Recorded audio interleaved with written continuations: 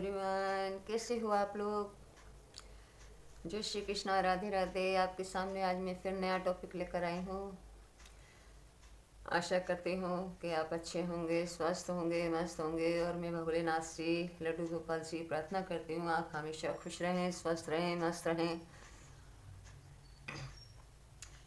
आज मैं आपके सामने भोलेनाथ के ऊपर टॉपिक लेकर आई हूँ। आपको तो मैंने ही बताया ही है एक वीडियो में कि मैं शुरू से भोलेनाथ को मानती हूँ। तो ये भी मेरी जर्नी का एक हिस्सा रहा है। ये तकरीबन 2017 की बात है। 2017 में है, मेरे को इतनी प्रॉब्लम होने लग गई थी, मेरी हेल्थ ख़राब हो गई थी। लेकिन पहले मैं आपसे एक बात बताना चाहती हूँ, आप मेरे YouTube चैनल को सब्सक्राइब ज़रूर कर लें और मेरी हर आने वाली वीडियो आपके पास पहुँचती रहे।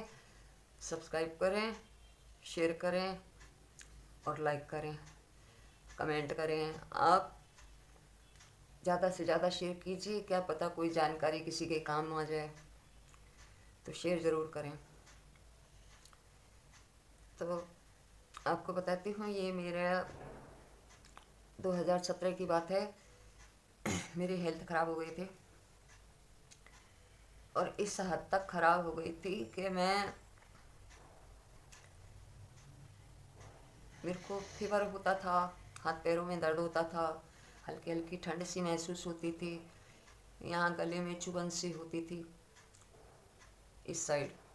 तो मैं कहती थी पता नहीं क्यों मेरे गले में कुछ चुभता है। मैं जीभ पर देखती थी, मैंने कहा छाला भी है, हो सकता है मेरे छाले हो गए हों। मैं अपना छालों का इलाज कराती रही और एक ही छाला था, कोई ज़्यादा थे भी नहीं, वही था एक ही, और ठीक भी नहीं हो रहा था।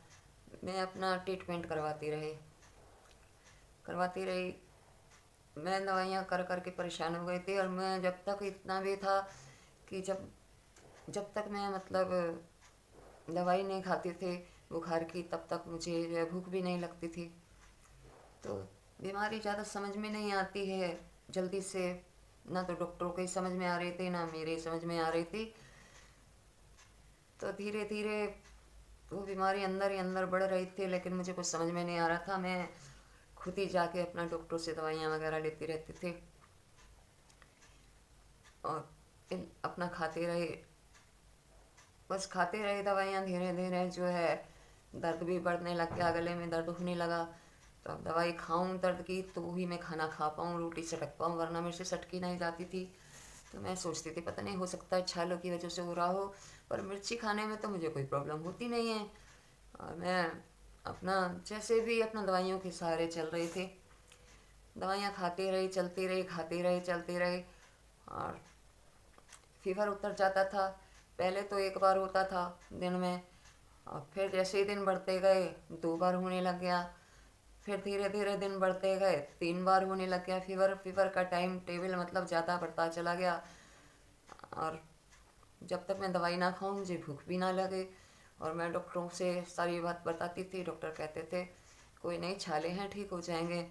मैंने सबको दिखाया, गले वाले डॉक्टर को भी दिखाया, सबको दिखाया, तो सभी यही बोलते थे ठीक हो जाएंगे। अब कई लोग बोलते थे, कई डॉक्टर बोलते थे आपकी उम्र हो गई है इसलिए ऐसा हो रहा है। मैंने एक्सरे वगैरह करवाया, अल्ट्रासाउंड करवाया, बोले कि नाक में हड्डी बढ़ी हुई है, तो गले की हड्डी बढ़ गई है। मैंने कहा हो सकता है, तो मैं इसलिए दवाइयाँ खाती रही। अब मैंने कहा अब ये ठीक नहीं हो गए कि कोई बात नहीं, आप दवाई खाइए ठीक हो जाएगी। और मैं धीरे धीरे खाते रही, ऐसे खाते खाते धीरे धीरे मेरा काफ़ी टाइम हो गया, 1.5 पौने 2 साल हो गए मुझे दवाई खाते हुए। धीरे धीरे 2 साल होने वाले थे। मैं बहुत परेशान हो गई थी, मैं करूँ तो क्या करूँ, मुझे समझ नहीं आता था कुछ। तो हुआ क्या कि वो बीमारी जो है अंदर ही अंदर इतनी बढ़ गई थी कि मैं आपको क्या बताऊँ कि मेरे कान में दर्द होने लग गया और मेरे कंधे में दर्द होने लगा, मेरे सिर में दर्द भी रहने लगा। मैं बहुत परेशान रहने लगी। अब 2 साल हो गए थे, मैं बहुत परेशान हो गए थे, दवाइयाँ खा खा के मैं आराम बिल्कुल नहीं मिल रहा था मुझे। तो मैंने एक दिन ऐसे ही बोला अपने बेटे से, सुबह सुबह का टाइम था, मैं ऐसे ने कान पे हाथ रख के नीचे मुँह करके बैठी हुई थी। बोला मम्मी क्या हुआ, मैंने बोला ऐसी ऐसी बात है। मेरे कान में बहुत ज़्यादा दर्द है और तुम मुझे कहीं दिखा दो, चेकअप करवा दो, मेरा ट्रीटमेंट अच्छे से हो जाएगा, बहुत परेशान हूँ मैं। कई लोग कहते हैं कि कहीं कैंसर ना हो जाए, इसीलिए मेरा ट्रीटमेंट करा दो। तो बोले चलो ठीक है, मैं आज आपको लेके चलता हूँ। और फिर मुझे लेकर के गया। पहले तो वो डॉक्टर के पास, गले वाले के पास लेकर के गया। उन्होंने बोला कि कार्ड वगैरह बना दिया मेरा, 600 रुपये लगे, दवाई वगैरह दी, कार्ड वगैरह बना दिया और बोला कल हॉस्पिटल में आना। वो डॉक्टर हॉस्पिटल में बैठते थे, एस्कॉट हॉस्पिटल है प्राइवेट, उसमें आना। मैंने बोला ठीक है। हम सुबह अपना टाइम से चले गए। उन्होंने अच्छे से चेकअप किया। वो गले का, नाक का डॉक्टर था, नाक कान गले का। तो उसने काफ़ी अच्छे से चेकअप किया। उन्होंने कहा कि कुछ शक है और इनको कल हॉस्पिटल लेकर आना, इनका अच्छे से चेकअप करेंगे, रंगीन एक्सरा करेंगे और इनका कैमरे वाला चेकअप भी करेंगे। तो दूसरे दिन फिर हमने अपना कार्ड तो बनवा ही रखा था, हमें नंबर लगाने की ज़रूरत नहीं पड़े। एक दो अपॉइंटमेंट लेनी पड़ती है जैसे, वो ज़रूरत नहीं पड़े हमें, मतलब नंबर हमारा आ गया था। अपने नंबर पे जैसे ही मैं दिखाने के लिए गई तो पहले तो मैंने रंगीन एक्सरा करवाया और उसके बाद में मैंने जो है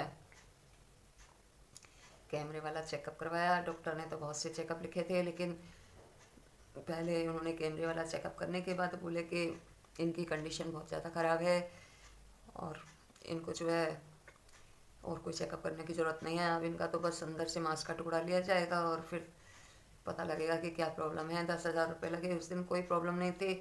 मेरा बेटा बोला कोई बात नहीं, बीमारी तो पता चल जाएगी कौन सी बीमारी है, उसी हिसाब से ट्रीटमेंट भी हो जाएगा। मैंने कहा ये भी ठीक है। तो हम आ गए वहाँ से और मेरे बेटे ने, जब कैमरे वाला चेकअप हो रहा था तो टीवी पे पिक्चर आ जाती है, मेरे बेटे ने मोबाइल में वो पिक्चर ले लिया और आकर मुझे दिखाया। हकीकत में मैं इतना डर गई थी देख करके। अजीब सा, मतलब ऐसे जैसे जख्म हो जाते हैं, अल्सर हो जाते हैं, ऐसे हो रहे थे। बहुत ही अजीब सा हो रहा था। तो मैंने कहा राम, ये तो बहुत, पता नहीं क्या हो रहा है मुझे। तो मैंने बोला बेटा, मेरे बेटे की ईएसआई कटती है, मेरा ईएसआई कार्ड बना हुआ है उसका, तो हम लोगों को वहाँ से ही दवाई चलती है और मैंने वहाँ से भी साल भर दवाई खाई। जो लोग कहते थे कि गले की हड्डी बड़ी हुई है, ये है वो है, वगैरह वगैरह बहुत कुछ बोलते थे। तो मैंने उनको बोला कि ऐसे ऐसे, मतलब मेरा बेटा लेके गया वही पिक्चर जाके मोबाइल में उनको दिखाई। तो बोले ये कब हुआ, कैसे हुआ, पहले तो नहीं था। मैंने कहा अभी मैं कल परसों ही आपसे दवाई लेकर गई हूँ और पहले नहीं था, आज ही हो गया, रात रात में, 1-2 दिन में। ऐसा कुछ नहीं है। मैं कहा पहले से तो आप लोग गौर नहीं करते थे, आपने मेरी बीमारी बढ़ा दी। उन्होंने कहा कि कोई बात नहीं, कहा आप पेशेंट को ले आओ, कल लाना। और घबरा गए बहुत ज़्यादा। तो दूसरे दिन हम गए, इन्होंने मेरा चेकअप दोबारा से किया, कैमरे वाला। और उसके बाद बोला कि मांस का टुकड़ा लिया जाएगा। तो उन्होंने मांस का टुकड़ा लिया अंदर से दूसरे दिन। और 10 दिन बाद रिपोर्ट आई, हफ्ते 10 दिन बाद। कहने लगे कि उन्होंने साफ मेरे मुंह पे बोल दिया कि कैंसर है 3rd स्टेज पे। तो मैं एकदम से बहुत परेशान हो गई, हक्की बक्की रह गई। मैंने डॉक्टर को बोला मैं आपसे कहती रही मेरा सही से ट्रीटमेंट करो, सही से ट्रीटमेंट करो, देखो अच्छे से चेकअप करो। आपने कहा नहीं, कुछ नहीं है, कुछ नहीं है। मेरी इतनी बीमारी बढ़ा दी, मेरे आँख से आंसू गिरने लगे। एकदम से मेरे आँखों के सामने ऐसे लगता था जैसे होता ही है ना, क्योंकि अभी मेरा छोटा बेटे की शादी भी नहीं हुई है और अभी मेरी एज भी ज़्यादा नहीं थी, 45 की थी मैं। तो मुझे बहुत दुख भी हुआ अंदर से कि मुझे इस चीज़ का दुख नहीं था कि मेरे को कुछ हो जाएगा। कोई ज़रूरी नहीं है सभी चले ही जाएं इस बीमारी से, कुछ लोग ठीक भी हो जाते हैं, पर लेकिन ये बीमारी गंदी है, जाने के बाद भी बार बार आ जाती है। तो मैंने ट्रीटमेंट करवाया। तो मेरे बेटे ने कहा मम्मी तुम परेशान मत हो, चाहे मुझे दुनिया के किसी भी कोने पर ले जाना पड़े, मैं तुम्हें ले जाऊंगा, ठीक करके छोड़ूंगा। मैंने अपना ट्रीटमेंट करवाया। 18 में ट्रीटमेंट शुरू हुआ था तो 19 में कंप्लीट हुआ। धीरे धीरे करके जो है फिर मैं उसी दौरान भी अपने भोले बाबा को मानती रही, उनकी पूजा सेवा करती रही, जो मुझसे हो पाती थी उनका नाम लेती रही। और लड्डू गोपाल तो मेरे पास बहुत बाद में आए हैं, अभी आए हैं। तो पूजा सेवा करती रही। 19 में मैंने अगस्त में जा कर के, 18 में नहीं ट्रीटमेंट शुरू हुआ था, 19 में शुरू में, जनवरी में ट्रीटमेंट शुरू हुआ था। तो 19 में ही अगस्त में मेरी क्लियर रिपोर्ट आई थी, 22 नेगेटिव आई थी, पॉजिटिव, मतलब कोई दिक्कत नहीं थी, एकदम क्लीन आई थी, सब ठीक है। तो मेरे बेटे ने बहुत कुछ मान रखा था, उसको उसने मेरी बहुत सेवा की, बहुत सेवा की उसने मेरी। ये मानो कि 6 महीने मैंने कुछ खाया पिया नहीं। 6 महीने मैंने सिर्फ थोड़ा बहुत पानी पीती थी, और ओनली आधा कप चाय सुबह, आधा कप शाम को। और रोज़ रात को सोती तो सोचती थी पता नहीं मैं सुबह देख पाऊँगी कि नहीं, और सुबह सोचती थी पता नहीं शाम रात देख पाऊँगी कि नहीं, शाम होगी कि नहीं होगी मेरी ज़िंदगी में, यही सोच सोच कर परेशान रहती थी। और मैं, आप विश्वास नहीं करेंगे, मेरा 90 किलो वज़न था और कुल मेरा 60 किलो वज़न रह गया। मुझे वज़न की टेंशन नहीं थी, मुझे टेंशन नहीं थी क्योंकि मैं बहुत वीक हो गई थी, मुझे अंदर से वीकनेस होती है। आप विश्वास नहीं करोगे, गर्मी में भी मैं गर्म पानी से कुल्ले करती हूँ, मतलब मैं गर्म पानी से ही कुल्ला करती हूँ, गर्म पानी से मुँह हाथ धोती हूँ सुबह के टाइम में, क्योंकि मुझे प्रॉब्लम हो जाती है। अभी भी कहते हैं ना, कोई बीमारी एक बार लग जाए तो वो तो ठीक हो जाए, हो गई, लेकिन 36 बीमारियाँ और साथ में लग गई, कुछ ना कुछ लगा ही रहता है। पर मेरे भोले बाबा की ऐसी कृपा है, जो भी है, चाहे मैं खाती हूँ चाहे नहीं खाती, मैंने 6 महीने नहीं खाया, और कोई लोग एक हफ्ता नहीं खाते, कहते हैं हमें चक्कर आ रहे हैं, और व्रत में फास्ट करते हैं, थोड़ा बहुत तो कुछ ना कुछ तो लेते हैं, दूध चाय जूस वगैरह फल फ्रूट वगैरह हैं। मैं तो कुछ भी नहीं, और आज तक नहीं खा पाती ढंग से। एक रोटी, कभी कभी वो भी नहीं, कभी 2 रोटी, कभी बिल्कुल नहीं खाती हूँ, एक टुकड़ा खाती हूँ, फिर पानी से सटकती हूँ, मुझे सटकने में बहुत प्रॉब्लम होती है आज भी। तो ऐसे मतलब मैंने दिन काटे हैं और अभी काट रही हूँ, और मैं बिंदास जीती हूँ। मैं कहती हूँ हे प्रभु, मेरी जितनी भी ज़िंदगी है, बस तुम्हारे नाम से ही मैं अपनी ज़िंदगी काटूँ, और तुम्हारे चरणों में ही मेरा दम निकले। मैंने भोलेनाथ से यही विनती किया, यही प्रार्थना किया है। बाकी मैं आपको अगली वीडियो में बताऊँगी, वीडियो बहुत लंबा हो जाएगा इसलिए। और मुझे पूरा विश्वास है अपने प्रभु पे, अपने भोलेनाथ पे, उन्होंने मेरा हमेशा साथ साथ दिया है, और देते हैं और देते रहेंगे, मुझे पूरा विश्वास है।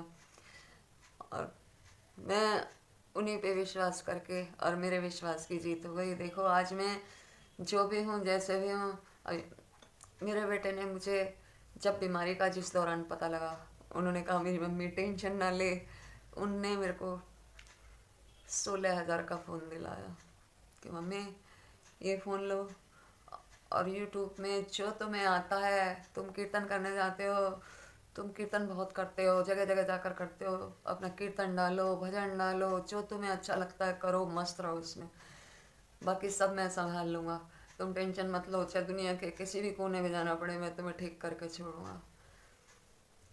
बस मुझे जैसे ही फ़ोन ला के दिया, मैंने उसका कैसे कैसे इस्तेमाल करा, मुझे चलाना भी नहीं आता था, थोड़ा बहुत उन्होंने बताया, बाकी धीरे धीरे सब सीख गई। आज मैं सबको पीछे छोड़ देती हूँ फ़ोन चलाने में, और मैंने कैसे सीखा क्या सीखा नहीं, ऐसा आपको नेक्स्ट वीडियो में बताऊँगी, और कैसे कैसे फिर मेरे जीवन में लड्डू गोपाल आते हैं, क्या क्या हुआ मेरे साथ, मैं आपको सब बताऊँगी। राधे राधे, जय श्री कृष्णा, हर हर महादेव।